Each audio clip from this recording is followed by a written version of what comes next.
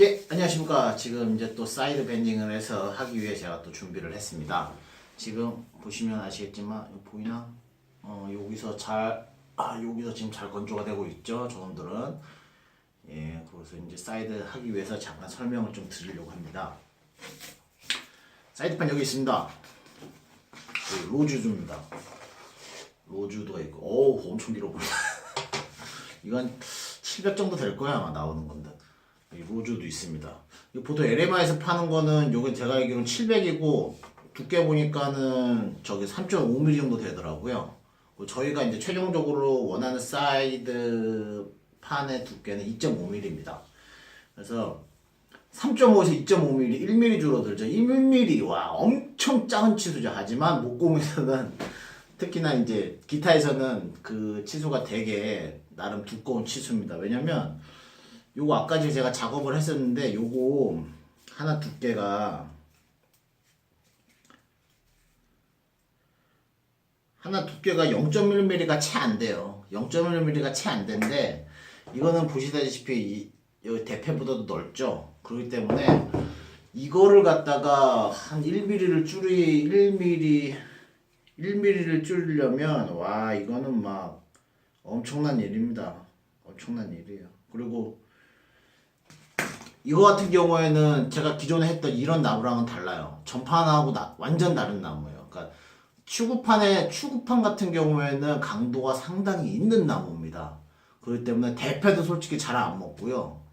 엄청 하드한 나무이기 때문에 실질적으로 1mm 줄이는데 되게 시간이 오래 걸릴 수도 있어요. 그래서 일단은 그 작업을 좀 오늘 좀 해볼 건데요.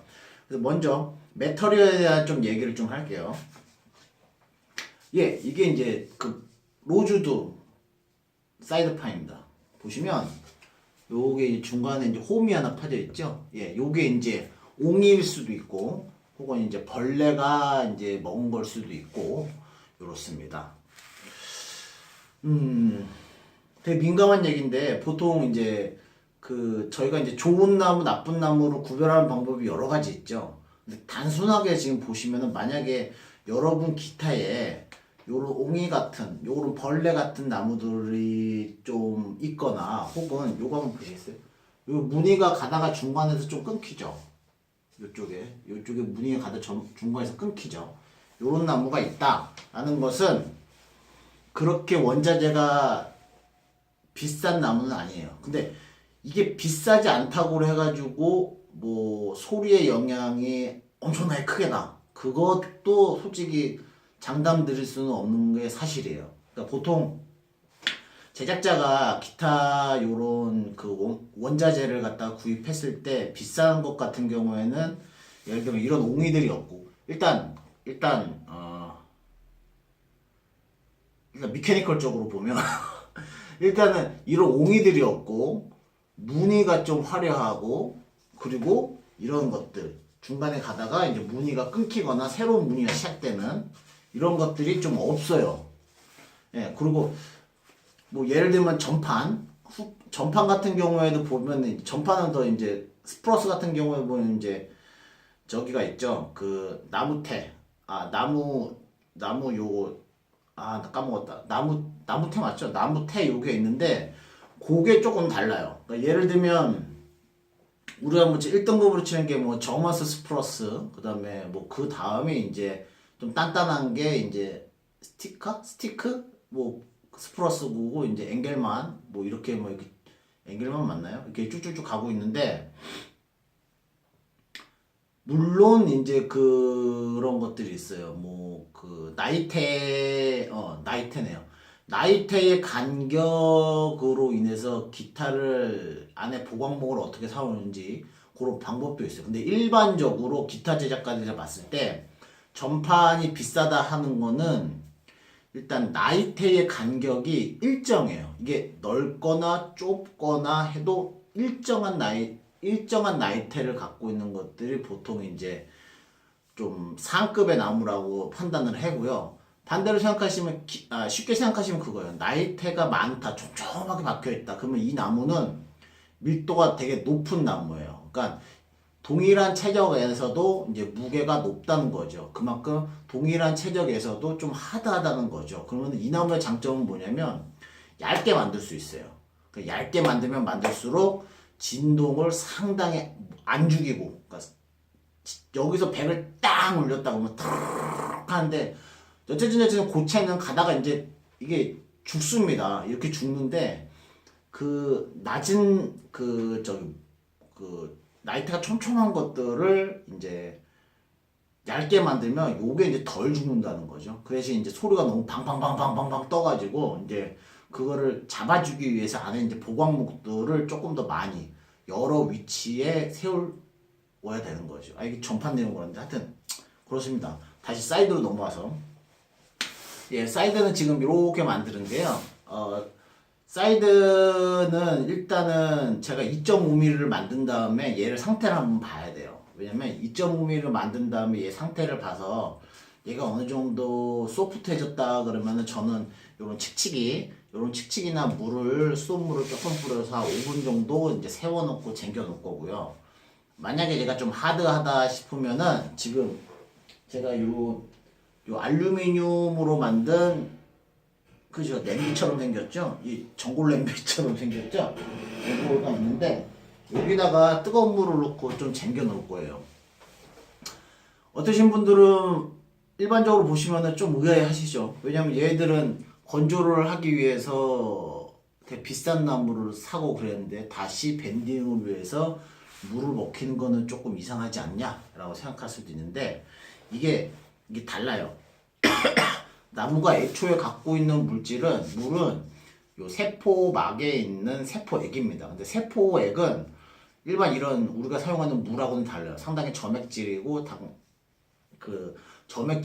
이게 상당히 다릅니다. 그러니까 맨 처음 나무를 샀을 때의 나무를 왜 음양목으로 못 사용하냐면 요 안에 세포막들이 수천 개가 있을 건데 거기에 점액질의 세포액이 다 들어가 있는 거예요. 그러면 여기서 진동을 100을 땅 주면은 100이 가다가 바로 끊겨요.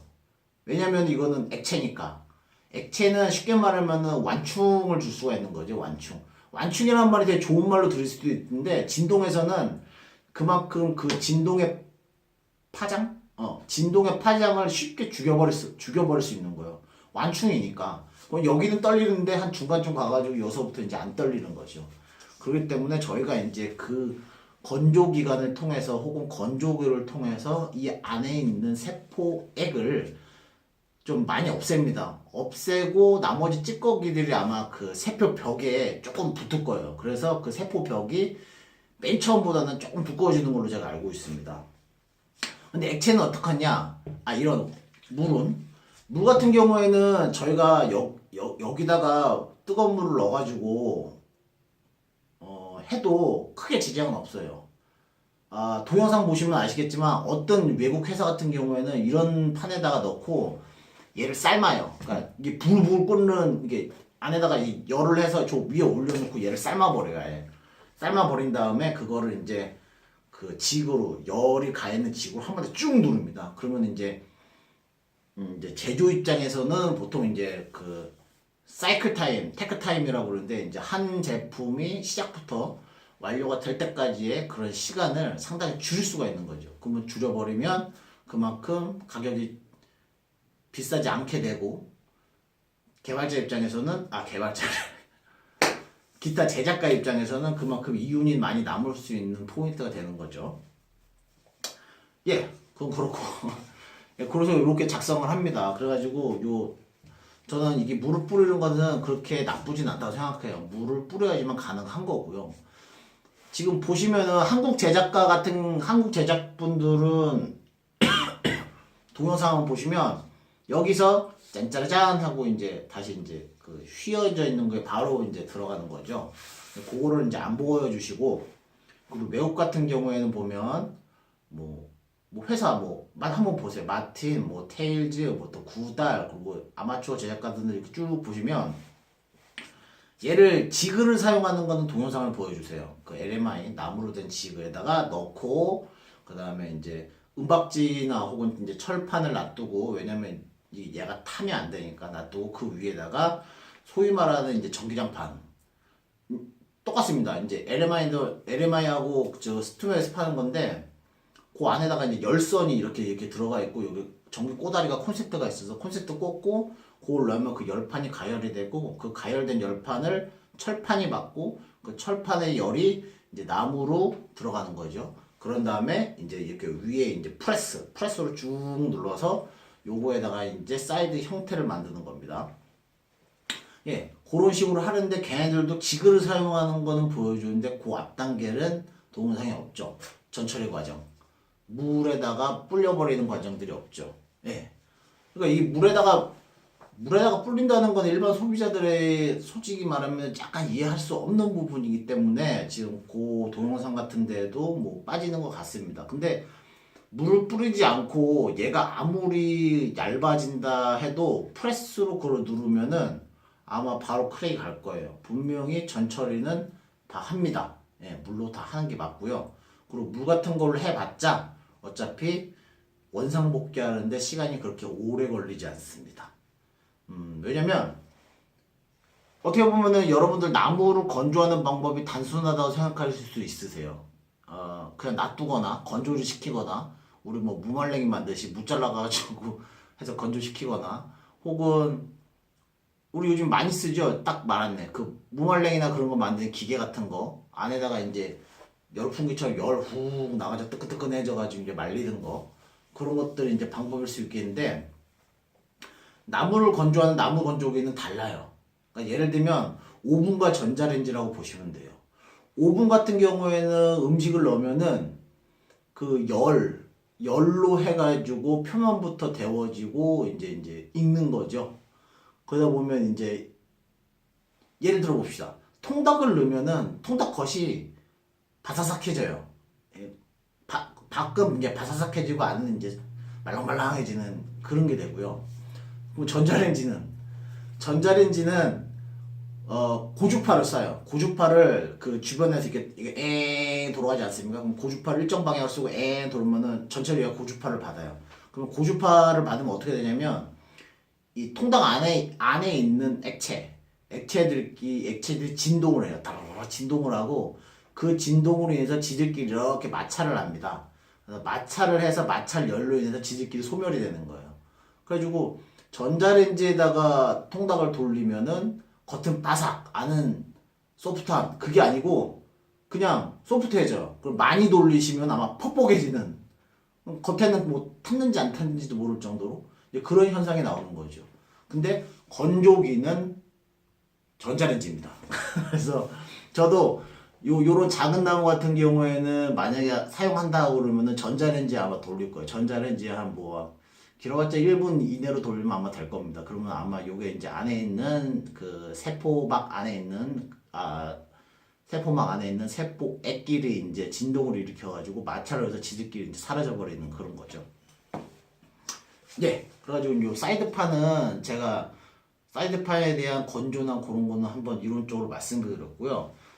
저는 이제 요런 거를 이제 전처리 이제 첫 번째, 다시 말하면 첫 번째, 요거를 이제 2.5mm로 만든다. 이제 두 번째, 물을 쟁겨서 얘를 불려놓는다. 그 다음에 세 번째가 이제 열기둥을 이용을 한다. 그래서 요거는 꽂으시면 돼요. 요거는 꽂아가지고 사용하시면 되는데, 요거는 제가 강남에 가서 사였습니다. 강남에 그 서울예술회관 앞에 보시면 그 현악기 수리하고 제작하시는 공방들이 되게 많아요. 그 중에 이제 까먹었는데 마하악기 마호악기 뭐 그런 데가 있습니다. 너무 오랜만에 사가지고 거기 가가지고 지금 사온 겁니다. 네, 분명 또 스투맥하고 LMI에서 팝니다. 거기서도 파는데 제가 봤을 때 운송비하고 뭐 사봤을 때 한국에서 또 그때 당시 저렴해가지고 정확한 건 아니에요. 정확한 건 아닌데 그때 18만 원인가? 18만 원인가요? 제가 아닌가? 하여튼 뭐 그 정도 주고 샀어요. 그때 당시 이제 LMI에서 그때 일을 해보니까 얘를 갖고 오는데 뭐 하는데 해가지고 다 20만 원 초반대 그렇게 받더라고요. 그래서 요거는 이제 온도 조절을 할 수 있습니다. 근데 온도가 적혀 있는 게 아니고요. 뭐 로 번호하고 하이가 적혀 있는데 보통 하이까지 올라가면은 한 200도 정도까지 올라갑니다. 그래서 200도 올라가는 거 돼가지고 이제 밴딩을 쭉 진행을 하는 거죠. 예, 그렇게 진행을 하면 되고요. 그리고 얘는 한 가지 말씀드려야 될 게 얘는 단순하게 이렇게 평평한 플레이트 모양은 아니에요. 아시다시피 저희가 이제 후판 같은 경우에 저희가 이제 쉼을 주지 않았습니까? 예를 들면 요처럼 쉼을 줬죠. 여기 요렇게 휘어져 있는 거죠. 요렇게 쉼을 주고 요 뚜껑을 닫을 거예요. 뚜껑을 딱 닫는데 얘가 평평한 게 아니니까 기둥도 높이가 일정하지 않아요. 그러니까 들어갔다 나왔다 그래요. 그래서 제가 지그를 만든 게 요겁니다. 요거는 제가 이제 3D 데이터를 이용해서 만들었고요. 그 다음에 이제 판금이라는 명령어를 사용을 해가지고 기타를 이렇게 쉬게 만든 다음에 그걸 한 기점으로 해서 쭉 피는 거죠.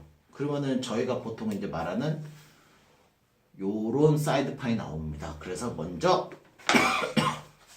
차이가 많이 나 보이시죠? 여기 일찍인데 여기는 평평한데 이거 쏙 들어가죠. 요걸 이용해서 그린 다음에 이제 요거 사용할 거 위주로 해서 좀 밴딩을 하고 줄이고 그런 작업을 조금 진행을 하려고 합니다. 아 진짜 오래 말했네요. 하여튼 뭐 이렇게 기타 이런 얘기들을 할 수 있는 자리가 저도 없기 때문에 하여튼 재밌습니다. 그래서 요것들은 한번 제가 작업을 해볼게요. 일단 3.5mm에서 2.5mm로 어떻게 줄일지 한번 요 사포로 한번 돌려볼게요. 사포로 한번 돌려보고 한 몇 미리가 주는지 봐서 계속 사포로 돌릴지 대패로 할지. 왜냐면 자동 대패가 솔직히 되게 위험하거든요. 그러니까 위험하다는 거는 뭐 저한테도 분명히 위험하지만 나무한테도 위험한 게 두꺼운 나무는 괜찮아요. 두꺼운 나무는 괜찮은데 이렇게 얇은 나무 같은 경우에는 얘가 같이 뜯어버릴 수가 있어요. 걔는 이제 그래서 제가 아까 여기서 말씀드렸더니 자동 사포를 사고 싶다. 드럼으로 들어가 있는 그거 했던 게 사포는 가능해. 사포는 얇게 만들 수 있어요.